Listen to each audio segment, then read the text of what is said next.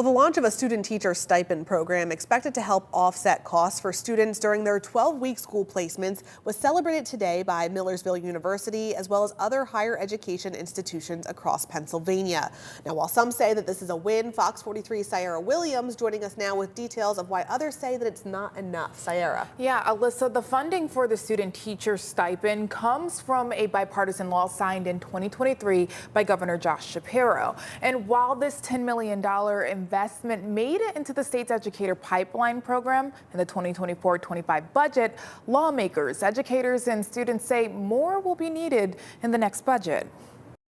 Paige is a Millersville student teacher and holds several jobs because the 12-week required placement is unpaid. If I receive that, then I wouldn't have to work as much in order to live. The Pennsylvania Higher Education Assistant Agency opened the application for the student teacher stipend program last week. State officials say they've received more than 4,500 online applications, but only 750 will receive funding. But then I have to focus on when can I do this? When can I get stuff done for that in order to live? If Paige's application is approved, she'll get up to $10,000. Those who are at schools with teacher shortages will receive an additional $5,000.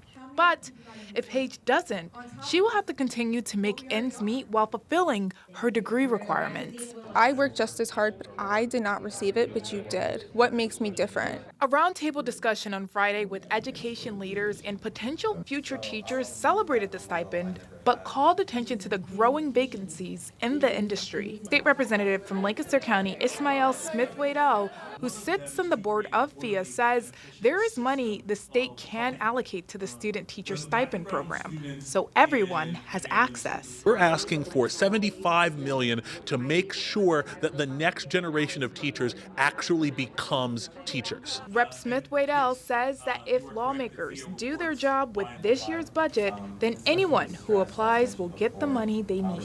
Let's actually fund the program. Let's invest in our educators and young people and start building a pipeline that's not just going to make them teachers now, but tenured teachers, principals, administrators, and superintendents further along in the future. And organizers tell me that because the $10 million funding from last year's state budget only covers up to 750 student teachers, almost 4,000 students and teachers at risk of continued financial hardships will be there while they complete their unpaid field experiences.